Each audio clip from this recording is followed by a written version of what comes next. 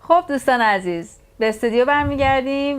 ما قبل از پیام‌های بازرگانی در خدمت جناب آقای واعظی بودیم و چند تا سوال که بیننده ها برامون فرستاده بودن در رابطه با مسائلی که در هفته‌های گذشته مطرح کرده بودیم و داشتیم با هم دیگه بررسی می‌کردیم. گفتگو کلیمون در مورد روند تخریب و سازندگی بود و این دفعه تمرکزمون بیشتر روی روند سازندگی بود و جناب آقای واعظی توضیحات بسیار جالبی دادن. خب آقای واعظی، سوال کلی آخر من این هستش که شما اشاره کردین به در حقیقت اون راه‌های عملی یا اهداف کوچیکتری یا اون پله‌هایی که کمک میکنه دنیا رو برسن به اون وحدت عالم انسانی در نهایت و اینها در حقیقت از دید دنیای جامعه بهایی چیزایی هستن که به حضرت بهاءالله مشخص کردن. حالا 12 تاشون هم که فرمودین یکم معروف‌ترن و همه جا به عنوان 12 تعلیم معروفن. اینا دقیقاً چی هن؟ خب خیلی ممنون. البته این بحثیه که خود این تعالیم هر کدومش رو ما به هر صورت میتونه صحبت یه جلسه ما 2 جلسه ما باشه، ولی از این لحاظ که چون ربط پیدا میکنه به این موضوعی که صحبت کردیم در به اصطلاح جلسه قبل، موضوعی که هستش همونطور که اشاره کردیم حضرت بهاءالله هدف غایی و نهاییشون وحدت عالم انسانی و یگانگی نوع بشر بوده. خب این اگه ما اینو هدف غایی در نظر بگیریم و اشاره هم در جلسه قبل کردیم که این در واقع هدف منظر همه ادیان گذشته هم بوده، ولی خب هدف ممکنشون نبوده، پس در نتیجه خب قرارم نبوده بهش برسن. برای همینه مثلا اگه شما با بعضی از دوستان از مذاهب دیگه صحبت بکنید هم میگن نه درسته، خب در دین ما هم همینطور است، درسته، خیلی هم خوب. ما همیشه خیلی خوشحالم وقتی دوستانی رو میگن که نشون میده که چقدر خوب متوجه شدن که در همه ادیان این موضوع پتانسیالی یا به بالقوه وجود داشته و این در واقع جزء فکر پیامبران گذشته هم بوده، میخواستن به اونجا برسن ولی خب به هر صورت امکاناتش نبوده که برسن و در نتیجه مونده به وقتی که امکانات مادیش هم فراهم شده باشه که حالا هست دیگه، مسلماً دیگه بر هر فردی واضح هستش که الان هست. حالا اگه بخوایم بریم رو تعالیمی که اشاره کردید، تعالیم 12 گانه که خب خیلی معروف است، دوستان شاید بیننده های شما همه اینا رو شاید بدونن ولی یه ذره به خاطری که ربط پیدا میکنه به این مطلب اشاره بکنیم. مهمترین تعلیمی که وجود داره، البته اینا اهمیتش رو من اینجوری که میگم رو اهمیتش نیست ولی خب هر کدوم یه شکلی اهمیت داره، بحث تحری حقیقت و بسیار جستجوی حقیقت که خیلی خیلی بحث مهمی از این لحاظ هستش که ما میبینیم که مثلا در ادیان مختلف اگرچه به صورت خیلی واضح نبوده ولی در واقع وجود داشته، ولی در دیانت بهایی به عنوان یک تعلیم اصلی آوردن برای اینکه ما بتونیم خودمون با آزادی فکر انتخاب بکنیم. برای همینه که مثلا شما میبینید که یه بچه بهایی در سن 15 سالگی باید تصمیم بگیره که میخواد چیکار کنه، خودش مطالعه بکنه، هیچ دلیلی نداره که این بچه حتما باید بهایی بشه، خودش اختیار داره هر دینی میخواد داشته باشه و برای همینه که تحری حقیقت نه فقط در مورد انتخاب دین، در مورد هر موضوعی این خیلی مهمه که ما هر چیزی رو کورکورانه قبول نکنیم. هر کی اومد یه صحبت خیلی هیجان انگیز انجام بده فردا بگیم آقا پس خیلی خوب اصلا اونوری بریم یا اینوری بریم.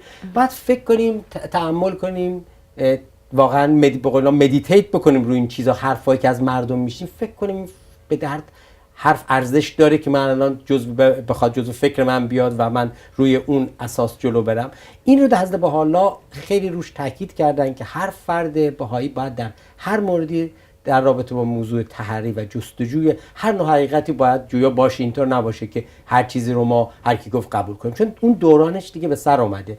بشر امروز همه مردم سواد دارن، همه مردم تحصیل دارن، شما این همه اطلاعات در اختیارتون هست، شما میرید رو گوگل مثلا هر اطلاعاتی که میخواید میزنید، شما سورس‌های مختلف و منابع مختلفی دارید که بتونید راجع به این موضوع تحریک کنید. ببینید درسته الان مثلا ما دکترم که میریم، قبل از اینکه بریم دکتر ما همین چند روز پیش MRI داشتم، رفته بودم برای پام، بعد قبل از اینکه برم اصلا نمیدونستم این جریان چی، چه دستگاهیه، چه جریانی، کلی اطلاعات قبلش گرفتم که چجوری میشه، با حالا سرمونم تو این تیوب قراره بره یا نره، یا خیلی اطلاعات دقیق از اینا پیدا کردم. وقتی رفتم اونجا میدونستم الان دقیقاً دارم چیکار میکنم. ببینید حتی در مورد مسائلی به این جزئی و کوچیکی مثلا ما الان میتونیم تحریک کنیم، جستجو کنیم، متوجه باشیم داریم چیکار میکنیم. برای همین نکته اینه که هر چیزی که هر وقت هر کی گفته میشه، حتی در این اطلاعاتی هم که ما از این گوگل میگیریم، باز نباید حتما بگیم که این حتما درسته، چون ممکنه درست نباشه.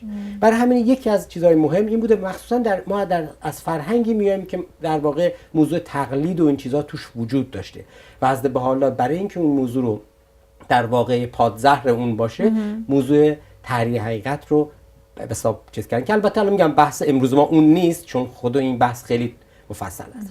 بحث بعدی که دفعه قبل احتمالاً بهش مقدار اشاره کردیم، راجع به تطابق دین با علم و عقل بود، که این هم یکی از اون، ببینید ما داریم راجع به اون پایه‌های صحبت می‌کنیم که قرار این وحدت عالم انسانی و اتحاد نوع بشر روش درست بشه، و این ساختمونی که گفتیم به اصطلاح داره بنا میشه، این ملکوت الهی که داره ساخته میشه، پایه‌هاشو داریم الان مطرح. از بالا فقط نگفتن خیلی خوبه چیزی شما درست کنید، خیلی هم مثلا تشویق بکنن، نه، خودشون راهاش هم گفتن دیگه. یعنی یکیش اینه، یکیش دومیش این هست، بعد سومیش راجع به این هست اساس جمعی ادیان الهیه. که وقتی شما اینجوری به موضوع نگاه کنید، راجع به این که اساس ادیان یکی است، این شکلی به موضوع نگاه کنید، وقتی چی میگن، نمیبینید دوگانگی نمیبینید، همه ادیان یکی هستن، همشون چی میگن پارت اند پارسل، چی میگیم، همه شامل یک حقیقتن، یک کتاب هستن با فصول مختلف، که البته میگم راجع به اینا میشه جداگانه صحبت بکنیم، ولی الان فقط اشاره میکنیم.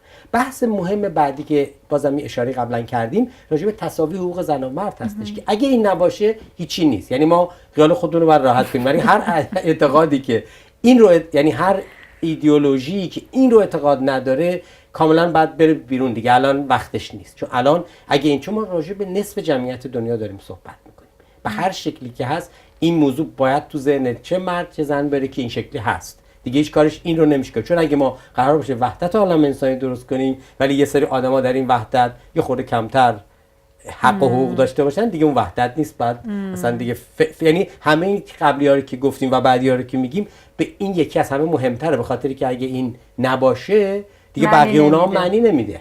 بعدیش مثلا چی هست؟ اشاره به این مسئله هستش که حل مسائل اقتصادی و تعدیل معیشت هست، و اینکه ما بتونیم یه تعادلی در زندگی مادی خودمون بدونیم، توزیع ثروت چجوریه، مصرف چجوریه، این چیزایی که حالا درست جنبه مادی داره، ولی در واقع راه حلش راه حل روحانی هستش، راه حلش متفاوت است با اون چیزی که ما در واقع الان داریم صحبت می‌کنیم. یعنی فقط بخوایم چند تا فرمول اقتصادی رو اینجا بگیم مشکل حل نمیشه. شما الان می‌بینید که نظریات اقتصادی، نظریات متفاوت، سرمایه‌داری، کمونیست و سوشالیسم، این چیزای نظریات متفاوتی یا نظریاتی که اینا رو بعضیشون با هم دیگه قاطی کردن وجود داره و خیلی هم کمک کرده. شما می‌بینید در اروپای غربی خیلی از کشورها مثل سوئد و بعضی از کشورهای اسکاندیناویا، اونا می‌بینیم که خیلی پیشرفت کردن در این زمینه، ولی مشکلات روحی و اینا حل نشده در اونجا می‌بینیم بیشترین درصد خودکشی‌ها هست. پس مشکل اقتصاد حتی اگه حل بشه و بقیه مسائل حل نشه، مشکلی رو باز اونقدر حل، مثلا در کشور استرالیا خب مردم تا یه حد زیادی تأمین هستن، ولی مردم چقدر خوشحالن اونو باید ببینیم. در صورتی که شما میرید در کشور آفریقا میرید مردم خیلی خوشحال‌ترن، در صورتی هیچی هم ندارن. پس این بحث درست لازمه، یعنی یکی از اون پایه‌هایی هستش که باید درست بشه، باید تعادلی بین مردم در زمینه زندگیشون وجود داشته باشه، که خودش با صحبت یه بحثی بود که جناب توکلی راجعش صحبت کردن، دوستان در جریانش بودن دیگه، من بیشتر توضیح نمیدم. بحث بعدی که از پایه‌های دیگه مسئله تعلیم و تربیت عمومی هست و به اصطلاح عمومی و اجباری.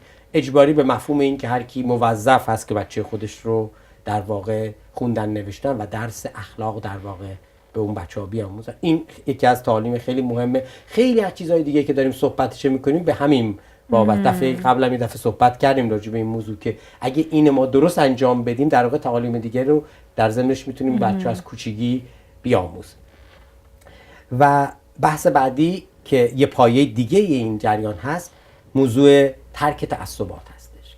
این ترک تعصبات از جمله چیزهای خیلی خیلی مهمه، چون ما تعصبات سیاسی داریم، تعصبات مذهبی داریم، تعصبات جنسی داریم. اینا تمام تعصباتیه که از عبدالبها اشاره میکنن که خادم بنیان انسانی هستش. یعنی وقتی تعصب وجود داره دیگه هیچ چیز دیگه ای رو شما نمیتونید، یعنی وقتی که شما فکر کنید چون ایرانی هستید برتر از یک هندی هستید، برتر از یک پاکستانی هستید، برتر از یک افغانی هستید، اگه همچین فکری خدا نکرده در ذهن ما بیاد، تمومه. یعنی این تعصب باعث میشه که در واقع ما در واقع اون خادم بنیان هست، یعنی میزنه ریشه کن میکنه جامعه انسانی. برای همینه بعد خیلی خیلی، البته اینم از همون موومنت های جدید اگه شما نگاه کنید، مثلا در امریکا موضوع سیاه و سفید یه مقدار زیادی مشکلاتشون حل شده نسبت به ابتدای قرن مثلا 20 که شروع شد. هنوز مثلا حتی فیلمایی که میسازن نشون میده که چه تبعیضایی وجود داشتش بین سیاه و سفید. یا در ساوت افریقای جنوبی مثلا همین تا اواخر ما این آپارتاید رو داشتیم و اینا رسما و با ببخشید با پررویی کامل اینا داشتن اپلای میکردن، داشتن انجام میدادن. یعنی شما نمیتونستید با سفیدا، یعنی سفیدا و سیاها نمیتونن در یه جا با هم غذا بخورن. اصلا کلا یه چیز خیلی بدی بود که خوشبختانه تموم شد و خوشبختانه به خوبی تموم شد. یعنی با خونریزی توأم نشد و اون رهبرای گروه سیاها واقعا بزرگی نشون دادن، بلوغ نشون دادن و انتقام نخواستن بگیرن. و این یه درسی بود برای همه ما که بتونیم یه روزی در واقع همدیگر رو ببخشیم. چیزی که باید در خاورمیانه اتفاق بیفته بین اعراب و اسرائیل، این باید به همین شکل اتفاق بیفته. یه روز همدیگر رو ببخشن و یه روز باشه تعصبات خودشون رو کنار بذارن. دقیقاً.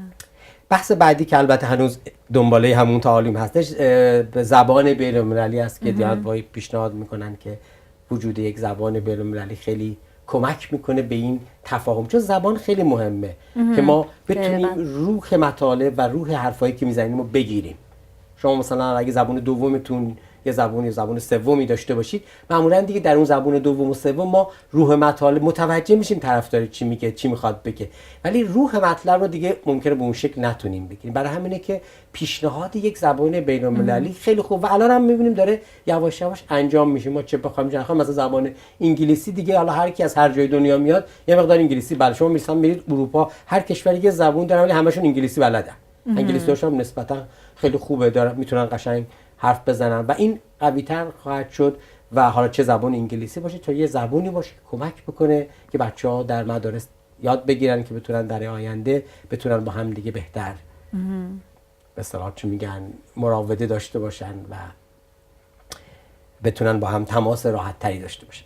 و بعد راجع به تأسیس محکمه بین‌المللی و تأسیس صلح عمومی هستش که اینا دنباله همون مطالبی که اشاره شد هست که خیلی مهمه. اینا هر کدوم میگم تاپیک‌های یه جلسه هستش که بخوایم صحبت بکنیم، ولی چون داشتیم راجع به این ساختمون صحبت می‌کردیم، این ساختارا یعنی چیزایی هستش که ستون‌های این ساختمون به اصطلاح ملکوت الهی که میگم در آثار مسیح به نام ملکوت الهی روی زمین هستش. یعنی یه روزی میشه که مردم همه با هم به هم محبت دارن و همه به کمک، یعنی در واقع خدمت کردن یک چیز خواهد بود که در واقع یک فرد، یعنی همه سبقت میگیرن بر این که بتونن خدمت بیشتری به جامعه بشر بکنن. بلوغ بشر به اونجا خواهد رسید. و بعد مطلب آخر این که دین باید سبب الفت و محبت باشه. یک فرمولی رو که حضرت عبدالبها وقتی که به اروپا و امریکا رفته بودن به مردم، اودینسشون، با مردمی که داشتن گوش میکردن صحبت کردن و این در روزنامه‌های اون زمان همه در به اصطلاح خیلی بزرگ چاپ شد در این کشورها، این که عبدالبها گفته که اگر دین سبب محبت نشه بیدینی بهتره. یعنی اعلام کردن انسانی که بیدین باشه بهتر از اینه که دینی رو داشته باشه یا اون دینش سبب اختلاف و کشتن و بدبختی و مشکلات بشه.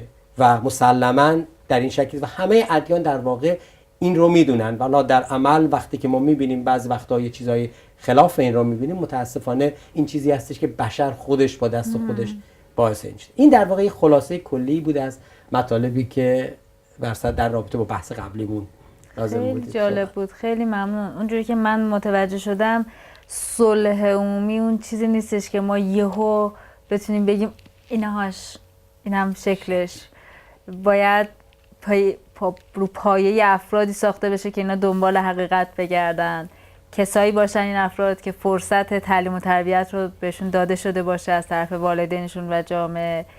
تو جوامع اتفاق میفته که حقوق زن و مرد با هم برابره و فاصله خیلی فاحشی بین فقیر و غنی وجود نداره.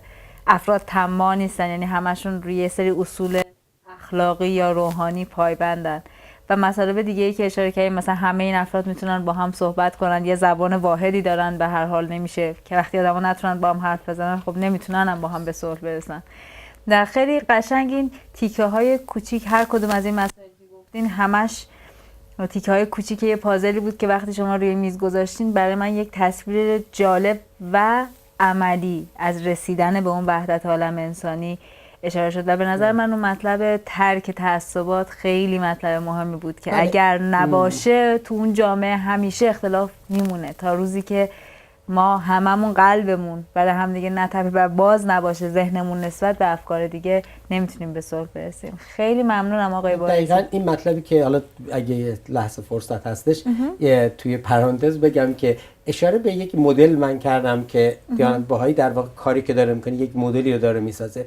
وقتی که بعضی از دوستان سوال میکنن خب شما خیلی تو مدینه فاضله هستید و حرفای خیلی دوری رو میزنید، به نظر خیلی افلاطون هم از این صحبت‌ها کرده بوده، نه ولی خب فرقش اینه که فلاسفه وقتی صحبتایی که میکنن آدمای بزرگی مثل فلاسفه که میشنن فکر میکنن متوجه میشن که راه اینه، ولی چون نفوذ کلام به اون حساب ندارن عملا در کتابشون میمونه. بعضیام یک ریفری به اون کتاب اینا میکنن در صحبتاشون در نوشتاشون، ولی در ادیان یه ذره فرق میکنه. وقتی که شما در قالب یک دین و یک موومنت مذهبی و روحانی این مسائل رو مطرح میکنید و این الگو رو دارید درست میکنید، مسلما چیزی خواهد بودش که مردم بهش نگاه میکنن، میگن خب حالا شما که دارید این حرفا رو میزنید خودتون دارین چیکار میکنید؟ خب ما الان یه مقدار کمی، یعنی حالا تا کم هم که یه مقدار زیادی جواب داریم که بگیم که خب الان جامعه بهایی در این مدتی که گذشته، 100 و چندین سالی که گذشته، خیلی کارا کردن در رابطه با همین ساختن این چیزا. خیلی از طرز فکرایی که صحبتش کردیم بعد عوض بشه عوض شده در داخل جامعه بهایی، به مقدار خیلی خیلی زیاد عوض شده و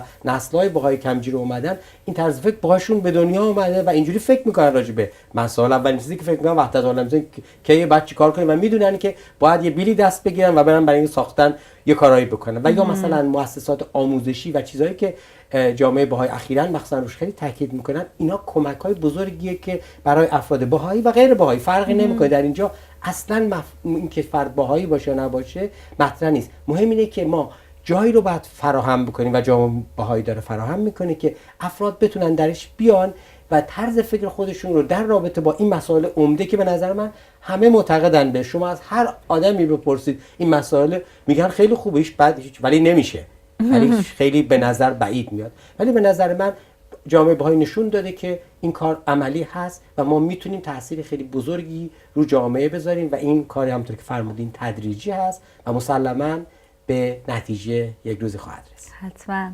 خیلی ممنون آقای بایزی. واقعا ازتون تشکر میکنم که این فرصت رو گذاشتیم و به این سوالا پاسخ گفتیم. من خودم شخصا همیشه خیلی یاد میگیرم توی برنامه که میشینم. حالا انشالله در برنامه‌های بعدی گفتگوهای دیگه‌ای با عناوین دیگه‌ای با شما حتما خواهیم داشت. بیننده های محترم، اگر موافق باشین با هم دیگه بریم چند قسمت پیام بازندگانی ببینیم، برمیگردیم مجددا در خدمتتون خواهیم بود.